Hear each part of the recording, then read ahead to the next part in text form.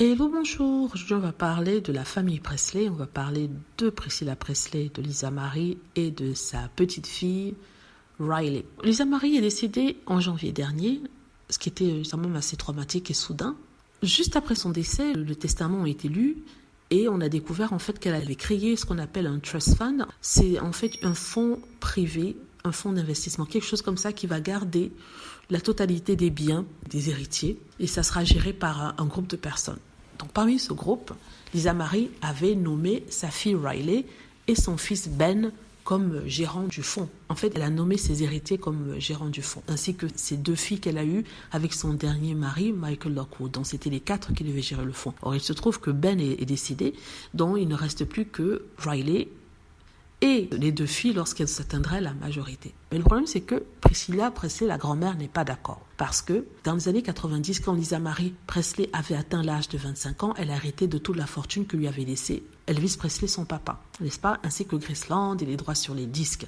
À l'époque, comme elle était très jeune maman aussi, elle a décidé de confier la gérance à sa maman qui de toute façon gérait depuis longtemps et ce depuis le décès d'Elvis et aussi de son père Vernon qui était à la base le manager de la fortune et qui avait passé sa responsabilité à Priscilla, faisant d'elle la nouvelle manageuse, on va dire, manager. Donc elle a réussi à transformer cette compagnie qui perdait de l'argent et en fait Elvis au moment de sa mort devait beaucoup d'argent aux gens, il était ruiné. Il n'avait qu'1 ou 2 millions qu'il avait laissé à sa fille mais il avait plein de dettes. Donc elle a réussi à gérer sa dette et ses affaires et fait en sorte qu'au moment où sa fille, Lisa Marie, arrivait à la majorité, la fortune avait été multipliée et était maintenant équivalent à 100 millions de dollars.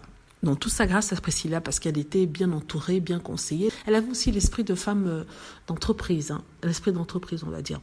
Donc on revient aujourd'hui, elle se rend compte que Lisa Marie a changé son testament, un testament qu'elle avait écrit en 94, je ne sais pas quand elle avait 25 ans, en tout cas il y a 30 ans. Et le changement a été effectué il y a 7 ans. C'est pas comme si ça avait été effectué hier, mais il y a 7 ans, mais elle n'avait pas été prévenue qu'elle ne serait plus parmi les gérants de la fortune de sa fille. Enfin, une fortune qui appartient maintenant à ses petits-enfants. Donc elle était énervée et elle a porté plainte. Elle a demandé à ce qu'on revoie tout ça parce qu'elle ne pense pas que la signature sur le document ait été la signature de sa fille. N'est-ce pas? Ce qui implique que peut-être qu'il y a eu manigance quelque part et vu que ça profitait à ses petits-enfants, et ça voulait dire que peut-être les petits-enfants avaient manigancé pour que la mère leur laisse la gérance de leur fortune, parce qu'ils devenaient héritiers. Là, maintenant, la situation est assez difficile puisque la grand-mère et la petite-fille ne se parlent plus. Un événement qui aurait dû les rapprocher, les sépare parce que, voilà, Priscilla porte plainte.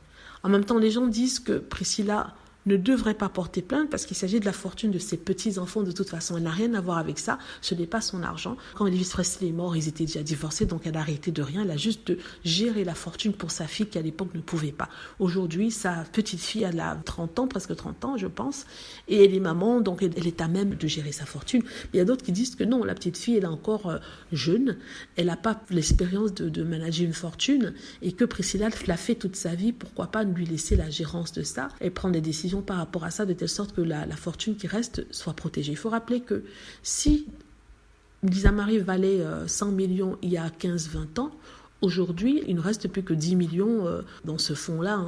Et ce parce que elle a dilapidé la fortune en divorçant, en vivant une vie fastueuse à cause de la drogue et tout ça. Donc il ne restait que 10 millions sur les 100 millions. Et elle avait vendu une partie des droits d'Elvis Presley et la gestion pendant 10 ans de Graceland à une autre compagnie qui prenait les bénéfices, lui ayant donné une somme fixe en contrepartie. Et aujourd'hui, la gérance est revenue aux Presley. C'est pour ça que Priscilla demande à gérer cela pour que toutes les choses soient bien faites. Sincèrement, qu'est-ce que j'en pense? Je pense qu'elle aurait dû faire les choses autrement. Peut-être qu'elle aurait dû discuter avec sa petite fille, lui expliquer les choses en disant « Écoute, je suis à même de contrôler la gestion de la fortune de ta maman parce que je l'ai fait depuis longtemps. Toi, tu es occupée à faire tes affaires, à être une actrice parce que aussi elle est quand même connue dans le milieu d'Hollywood. Elle a des rôles qui lui sont donnés. Elle a un petit succès, il faut dire. La fille je parle de Riley Presley.